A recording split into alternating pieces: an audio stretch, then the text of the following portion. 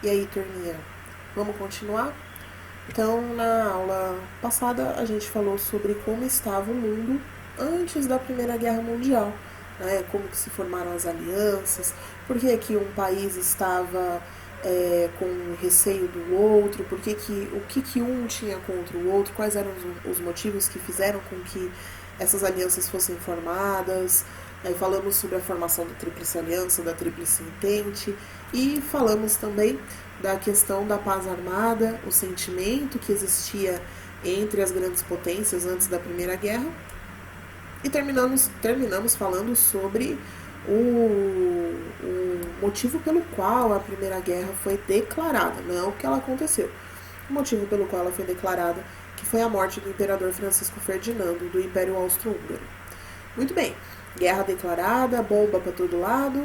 E aí agora como que se desenvolveu essa guerra, como que se desenvolveu a grande guerra, né, o conflito mais sangrento da história contemporânea. Então vamos lá. A gente vai ter aí duas fases da Grande Guerra, duas fases da Primeira Guerra Mundial. A primeira é uma guerra que a gente vai chamar de guerra de movimento. O que é essa guerra de movimento? É uma guerra onde muitas pessoas vão morrer no primeiro momento, os exércitos, as grandes potências vão enviar os seus exércitos para o fronte de batalha, as disputas vão acontecer de forma mais agressiva, isso é uma guerra de movimento. O tempo todo as fronteiras, as trincheiras estão se movimentando, bombas, aviões, tanques de guerra estão acontecendo, estão se movimentando, estão disparando, bombas de vários tipos, bombas de cloro, bomba de gás mostarda, por exemplo, elas estão atuando, elas estão sendo arremessadas e por aí vai. Essa é a guerra de movimento. Uma guerra onde num primeiro momento já vai matar muita gente. Para vocês terem uma ideia, a batalha que mais matou foi a batalha entre Alemanha e França, né? E só no primeiro dia de batalha foram 20 mil franceses que foram mortos. Só no primeiro dia de batalha. Né? Que é a frente de batalha ou o fronte de batalha. E aqui eu deixei para vocês, né, o que é o fronte. É o local onde as tropas se enfrentam, propriamente dito. Né, a linha de frente. Os países que não estavam ali no front, na linha de frente mesmo, eles participavam, como eu falei para vocês, mandando suprimentos ou mandando os víveres, né, que eram os mantimentos, produtos de sobrevivência, comida, água,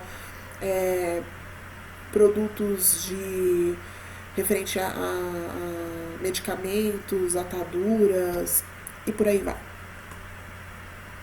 Depois dessa guerra de movimento, a gente tem aí a guerra de trincheiras, propriamente dita. Aqui é a guerra de movimento, onde há também a tomada de território do inimigo, invasões, por aí vai. Aqui essa fotografia ela vai ser tirada no meio do front, né?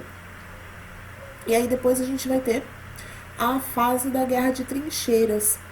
É uma fase mais extensa, onde inicialmente acreditava-se que a Primeira Guerra Mundial não ia durar muito por conta desse primeiro momento, que era a guerra de movimento.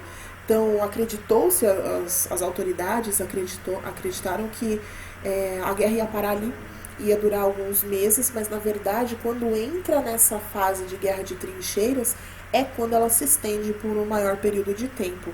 Por quê?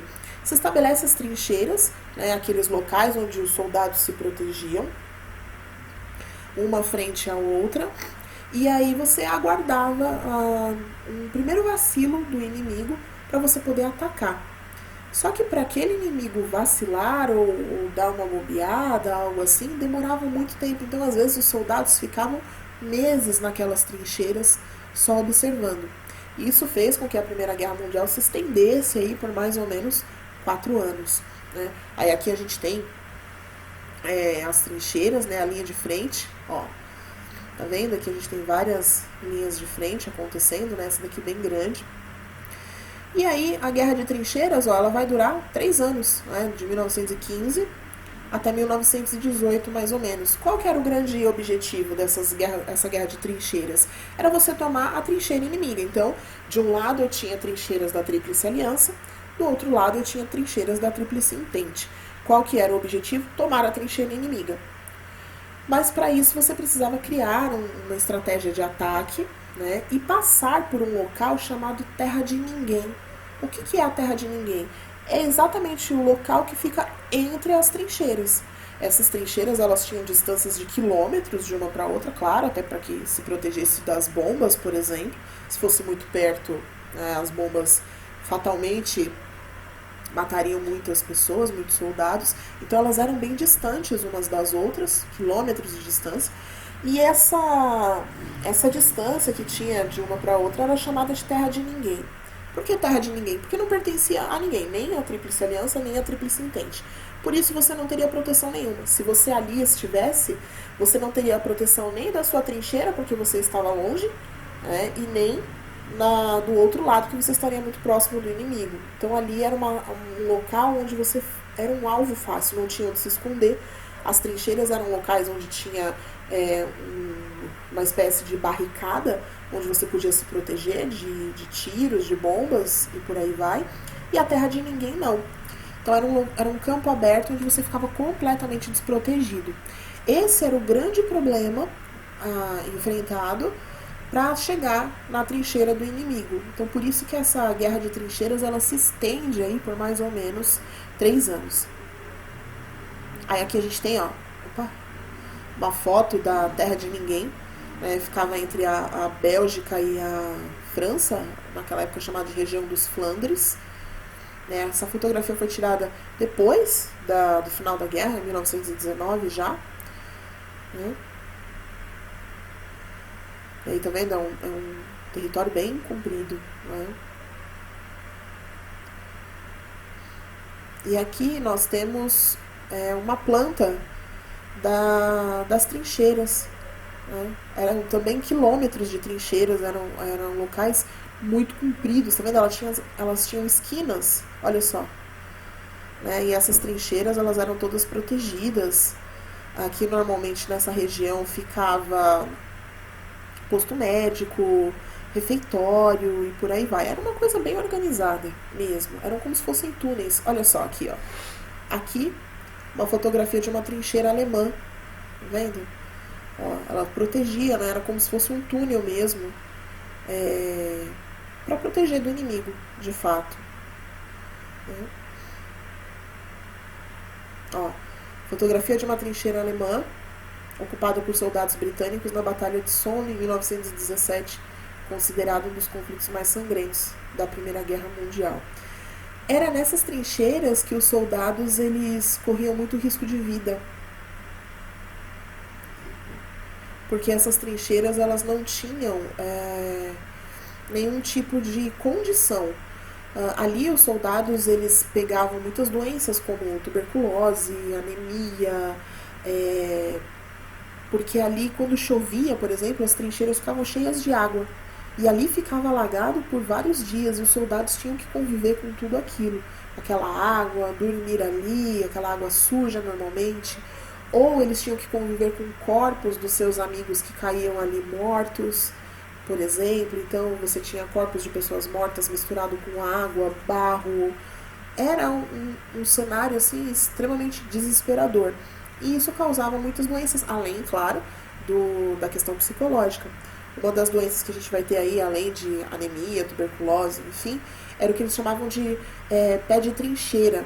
Pé de trincheira era quando o seu pé, justamente por estar na água há muito tempo, ele começava a criar feridas. Ele inchava e criava feridas, chegando até a perder o pé ou alguns dedos do pé. Por conta disso, não conseguia andar, porque não tinha como tratar, não tinha como você tirar o pé da água, que a trincheira toda estava alagada. Né? Sarna, tifo também, pulga, carrapato, enfim, eram coisas habituais das trincheiras. Nessa primeira parte aí nessa segunda parte da Primeira Guerra Mundial. Além, claro, de ter pessoas sem um braço, sem uma perna, surdez, cegueira temporária, esquizofrenia e por aí vai. Aqui, ó, a gente tem uma trincheira alagada, olha só, tá vendo? Bem como eu falei para vocês, né? E os soldados ficavam ali o tempo todo. Aqui nós temos um quadro bem conhecido da Primeira Guerra Mundial, que é um ataque um ataque do o exército inglês, ele foi atacado e eles foram atacados por um gás chamado gás mostarda. Por isso que essa tela ela tá meio amarelada, porque esse gás quando a bomba ela explodia, soltava esse gás amarelado. Não era feito de mostarda nem nada, mas tinha essa cor.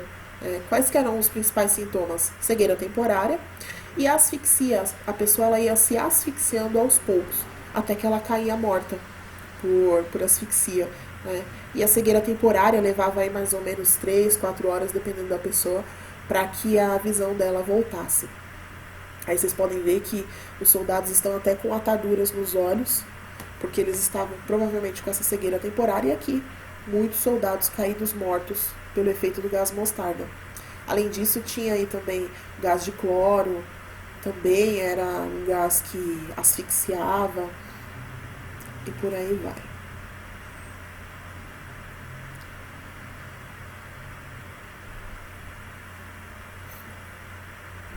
Aqui a gente tem, né, os soldados já cansados, desgastados por conta da guerra, que ficar 4 anos numa guerra deve ser extremamente cansativo mesmo. Né? E aí a gente chega no final da Primeira Guerra Mundial. O que acontece? No desenvolver da guerra, a Itália, que estava do lado da Tríplice Aliança, ela muda de lado, ela vai para o lado da Tríplice Entente, porque ela faz um acordo com a Inglaterra. A Inglaterra promete dar para ela alguns territórios que a Itália já estava de olho, desde que ela mudasse de lado. E é exatamente isso que ela faz. Então a Tríplice Aliança fica apenas com dois países, o Império Austro-Húngaro e a Alemanha, que praticamente tocava sozinha essa guerra do lado da Tríplice Aliança. A Tríplice Entente também perde um dos seus componentes, que é a Rússia, porque a Rússia, nesse mesmo momento, durante a Primeira Guerra Mundial, ela está vivendo uma guerra civil, que é a Revolução Russa, assunto para as próximas aulas, e aí o governo russo, então, obriga os soldados a saírem da Primeira Guerra. Durante esses eventos, isso vai acontecer mais ou menos em 1917, 1918, quase no final da Primeira Guerra, a Tríplice Aliança ela vem vencendo as batalhas consecutivamente, até que a Rússia sai da Primeira Guerra Mundial e no lugar da Rússia, na Tríplice Entente, a gente tem a entrada dos Estados Unidos. Os Estados Unidos entram na Primeira Guerra do lado da Tríplice Entente porque os seus principais parceiros econômicos, que eram a Inglaterra e a França, estavam perdendo as batalhas. Se isso acontecesse, se Inglaterra e França perdessem mesmo, os Estados Unidos estaria comprometido economicamente. Por isso ele resolve entrar na Primeira Guerra Mundial. Aí antes disso, qual que era a participação dele? Total. Os Estados Unidos ele fornecia armamentos, fornecia munição para a Tríplice Entente, para a Inglaterra e para a França. Então, desde o começo, ele tem lucrado com a Primeira Guerra Mundial. E agora ele entra já no final da Primeira Guerra. Quando ele entra na Primeira Guerra Mundial, o Império Austro-Húngaro já desgastado, já cansado, já praticamente abatido, sai, ele declara a rendição, ele assina a sua rendição, deixando a Alemanha sozinha, que fica muito fácil de ser combatida por Inglaterra, França e com a força total dos Estados Unidos. E aí então a Alemanha ela não vê outra alternativa a não ser também se render e declarar o fim da Primeira Guerra Mundial. E aí em 1918 a gente tem o término desse evento, tendo aí a Inglaterra, tendo aí a Alemanha como a grande responsável pela Primeira Guerra Mundial e a Tríplice Entente vitoriosa. Na próxima aula a gente vai ver os tratados que foram assinados, os órgãos que foram criados por conta da Primeira Guerra Mundial, o que acontece com a Alemanha depois disso, já que ela foi considerada a grande culpada da guerra. Por hora, turminha, vocês vão fazer aí as atividades da página 99 até a 102, tá? Que é sempre referente ao assunto tratado aqui, né? Respondam as questões utilizando o texto do capítulo 5, releiam o texto, grifem o que vocês acharem pertinente, o que vocês acharem importante, revejam o vídeo. Ficou alguma dúvida? Coloca aí nos comentários que a gente volta para esclarecer tudo para vocês. Eu não tenho dúvida, eu tenho uma curiosidade, eu quero saber de uma curiosidade em específico, coloca aí nos comentários que a gente traz para vocês também, tá bom? Dica de filme para vocês assistirem sobre a Primeira Guerra Mundial. Feliz Natal de 2002. É um filme que trata da história do fronte de batalha de Inglaterra e Alemanha. E aí eles param de entrar em conflito na noite de Natal, jogam futebol. Isso realmente aconteceu, é muito legal esse filme de assistir. Tem no YouTube, dá uma olhadinha lá. E Cavalo de Guerra também é bem legal e fala da Primeira Guerra Mundial. Quem tiver a oportunidade de assistir, vocês vão gostar, é bem bacana. Próxima aula a gente continua falando das consequências da guerra. Fiquem bem aí, beijo, tchau!